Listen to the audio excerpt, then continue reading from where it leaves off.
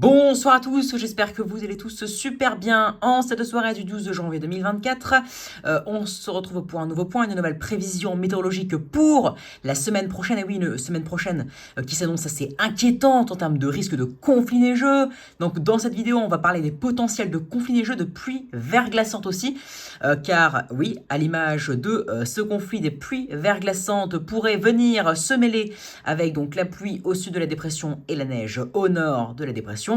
Donc, on fait le point dans cette vidéo, dans cette prévision météorologique, point complet de la situation, car oui, quelque chose d'assez exceptionnel pourrait se produire sur la France la semaine prochaine. Donc, oui, c'est pour ça que la situation est réellement inquiétante pour les régions qui seraient concernées par le risque de neige et de pluie verglaçante. Et d'ailleurs, ça pourrait concerner bon nombre de régions. En tout cas, le risque est très étendu pour l'instant, car le positionnement de la dépression n'est pas fiable du tout. On en reparle tout de suite. Donc déjà, le temps froid et assez sec nous vous accompagnera jusqu'à dimanche. Avec la descente polaire, quelques averses de neige pourraient avoir lieu lundi matin entre les Hauts-de-France, l'Île-de-France, la région Grand Est, en allant même jusque vers le centre et la Bourgogne-Franche-Comté entre lundi matin et lundi après-midi, généralement. Après, ça pourrait déborder sur lundi dans la nuit et lundi soir.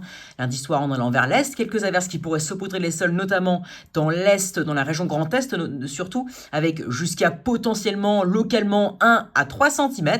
Donc attention, quelques averses, un petit avant-goût, mais rien de bien spécial. Et surtout, pas beaucoup de neige en ville, par exemple à l'île Paris, quelques averses, mais a priori pas de tenue pour l'instant, ou très localement, et en tout cas pour l'instant, il y a peu de chance. Ce sont quelques averses, donc rien de bien méchant et rien de généralisé.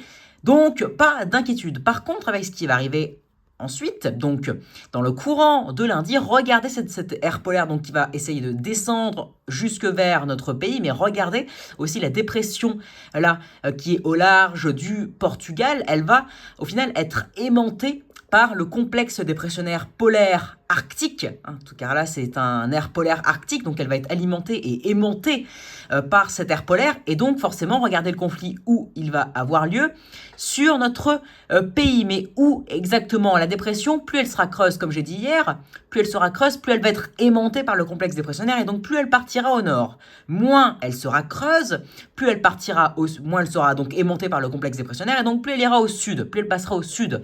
Et cette dépression, plus elle passera au sud, vers les régions du sud, plus la neige aura lieu donc sur les régions plus au sud. Et plus elle passera au nord, plus les risques neigeux seront vers le nord. Par exemple, sur notre GFS, la dépression, donc, elle passe sur notre pays, donc en plein sur les côtes de la Manche. Mais hélas, vu qu'elle passe trop au nord, la neige aura lieu sur l'Angleterre avec jusqu'à 15-25 cm. Donc un conflit neigeux, là aussi, exceptionnel pour leur pays. Mais pour la France, peut-être un petit retour de neige à la fin sur l'extrême nord et la Normandie.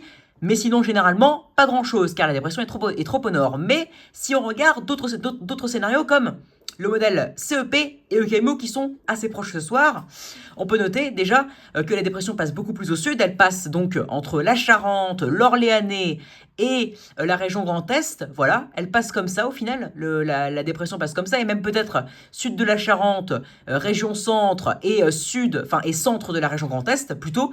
Donc ça donnerait un gros conflit neigeux vers l'Île-de-France, voilà, entre les Pays de la Loire, l'Île-de-France et la région Grand Est, les Ardennes aussi dedans, peut-être même jusque sur le sud des Hauts-de-France, sud Normandie, mais par exemple l'extrême nord resterait au sec et les régions du sud resteraient sous influence plus océanique et donc plus douce et humide, sous la pluie.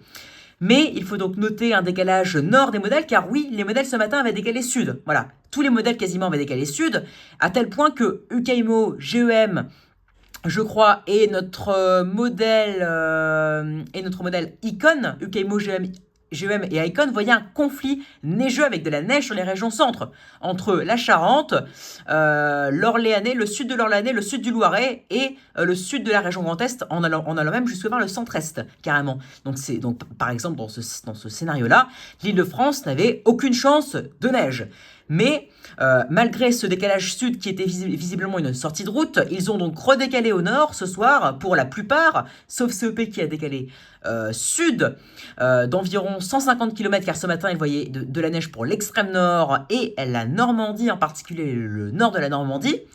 Donc, ils ont décalé généralement nord ce soir. Donc, au final, le scénario, comme je vous disais hier, pour la neige sur les régions centre, voilà, vers la Charente-Maritime, vers l'Indre-et-Loire, vers le sud de l'Orléanais, le sud du Loiret et le Grand Est, enfin, non, et le nord du centre-est, pardon.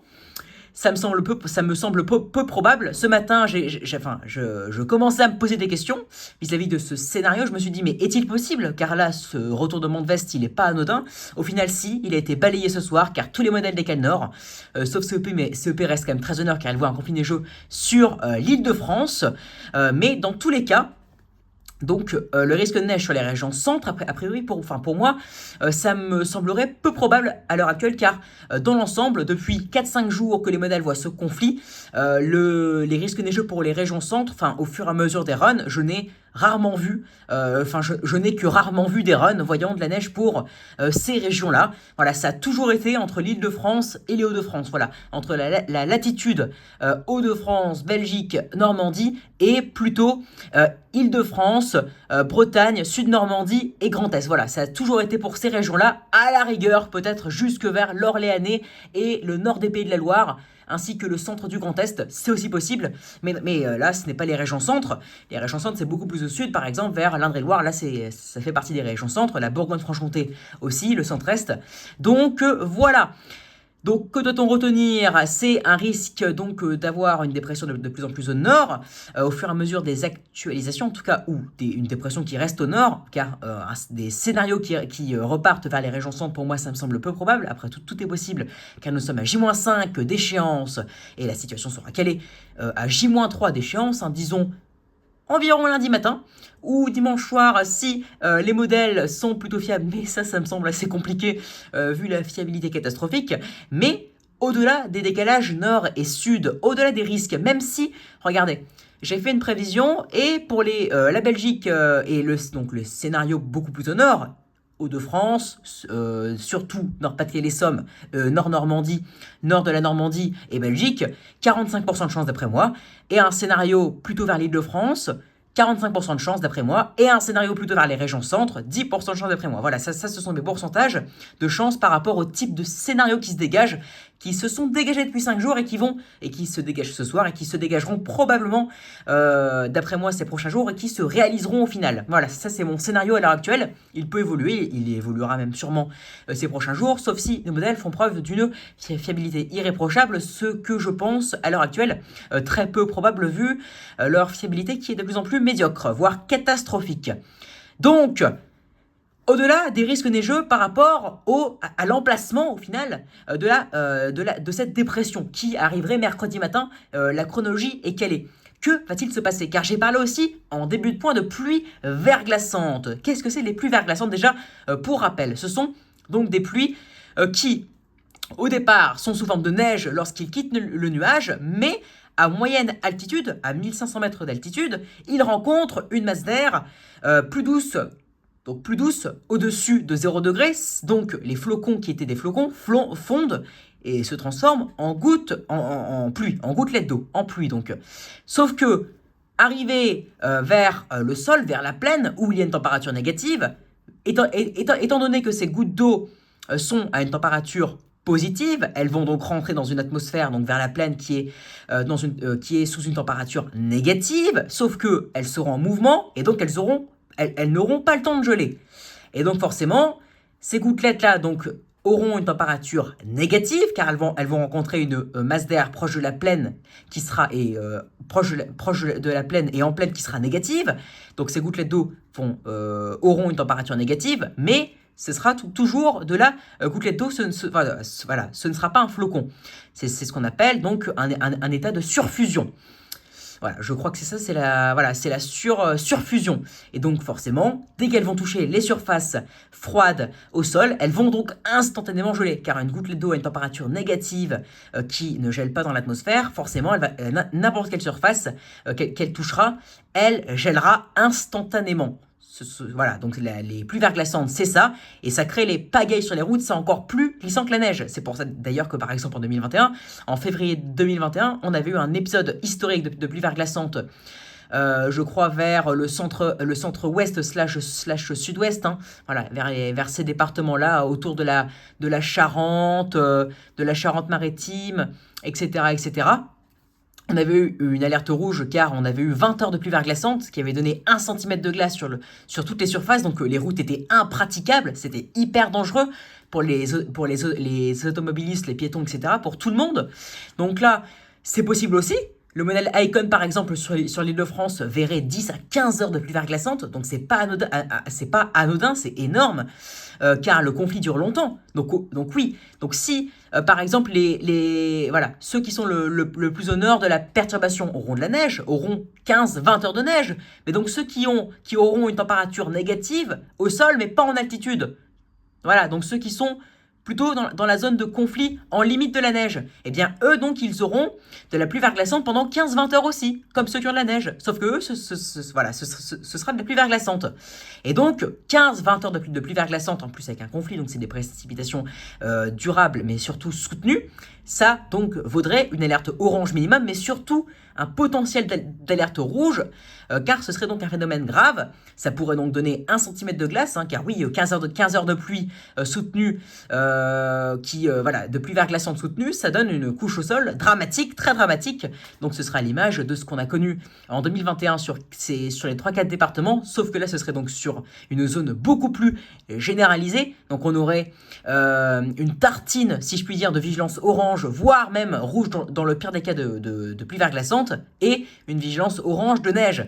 Donc attention, on a donc un risque de neige au nord de la dépression, donc sur la zone de conflit entre l'air froid polaire et l'air doux océanique, avec cette dépression qui visiblement sur GFS passe trop au nord, donc la neige trop au nord, mais sur d'autres elle passe beaucoup plus au sud. Le scénario moyen, donc ce serait a priori ce soir neige entre la Normandie, les Hauts-de-France, l'Île-de-France et le Grand Est, ainsi même que la Belgique. Donc la trajectoire exacte pour l'instant, en moyenne, si on faisait nos moyennes des scénarios, elle passerait donc voilà, entre le nord de la Normandie, la Somme et la Belgique, et les Ardennes. Voilà, donc Paris, il semble un peu trop au sud par rapport à la moyenne des scénarios, à la moyenne des 6 modèles, donc GFS, CEP, Icon, Arpège, GEM, UKMO, et Lille, par exemple, Lille qui est dans l'extrême nord, dans le département du Nord, serait quant à lui trop au nord par rapport au conflit. Mais après, tout est possible, tout va dépendre de l'emplacement exact, car ce n'est qu'une moyenne, mais aucun scénario est pareil. Et le scénario que je vous présente là, au final, très peu de modèles le voient, car ce n'est qu'une moyenne de tous les extrêmes scénarios, de tous les scénarios qui partent dans tous les sens. Donc la vérité, on la saura sûrement dimanche soir, mais attention, car il y a la neige, mais une chose donc qu'on ne savait pas avant et qu'on sait maintenant aujourd'hui, le gros potentiel, c'est les pluies verglaçantes. Ça, par contre, c'est très inquiétant, c'est un danger majeur, car imaginez 2 secondes que le scénario d'Icon se vérifie. Imaginez, on aurait donc 15 heures de conflit de pluie, donc de neige vers l'extrême nord et la Normandie, mais de pluie verglaçante sur l'Île-de-France. Imaginez Paris avec 15 heures de pluie verglaçante. Mais qu'est-ce que ça va devenir ? Mais je vous laisse même pas imaginer la pagaille sur toute l'Île-de-France. Ce serait une pagaille historique, et avec un nombre d'accidents, des kilomètres de bouchons historiques, de ouf, honnêtement. Donc, il va falloir suivre ça attentivement. L'emplacement du conflit, son creusement qui va déterminer donc son emplacement, son étendue géographique, car ça va déterminer la durée du conflit. Plus la dépression sera grande et vaste, plus le conflit sera long et durable, et donc plus on aura une couche, et donc plus le risque de pluie verglaçante sera majeur, ainsi même que le risque d'épisode de neige, voilà, de cumul de neige. Donc voilà, il faudra voir ça. Étendue de la dépression, donc du coup, la grandeur de la dépression qui va déterminer la durée du conflit. Il faudra voir aussi donc l'emplacement de la dépression qui va donc être déterminé a priori en partie, voire même en quasi-totalité par le creusement de celle-ci. La dépression arrivera sur la France mercredi matin, donc l'échéance est d'environ 5 jours actuellement. Elle sera donc confirmée a priori, car un conflit de ce genre en général est confirmé à J-2, et seulement lorsqu'on aura confirmé l'emplacement exact de la dépression, on commencera à aborder les cumuls de neige et les risques de pluie verglaçante majeurs, qui seront, d'après moi je le pense, majeurs. Et donc ça, on en reparlera dimanche soir pour tout confirmer, voire même lundi, si jamais ce n'est pas encore bien confirmé. Car oui, la pluie verglaçante, la neige, voilà, dans tous les cas, même si dimanche soir, l'emplacement de la dépression est confirmé, donc les régions à risque neigeux et de pluie verglaçante sont confirmées, eh bien, dans tous les cas, les cumuls de neige, ça, on verra à J-1 ou J-2 d'échéance, donc c'est-à-dire lundi et mardi. Donc oui, des points tous les jours depuis hier et jusqu'à mardi inclus, des points dès demain pour déjà nous éclairer, enfin vous éclairer sur la situation, car on commencera déjà à apercevoir le scénario qui se dégage le plus. Pour l'instant ce soir, je vous l'ai déjà dit, donc Nord-Normandie, Somme et Belgique, c'est l'épicentre de la FALA, c'est la moyenne exacte de l'ensemble des scénarios.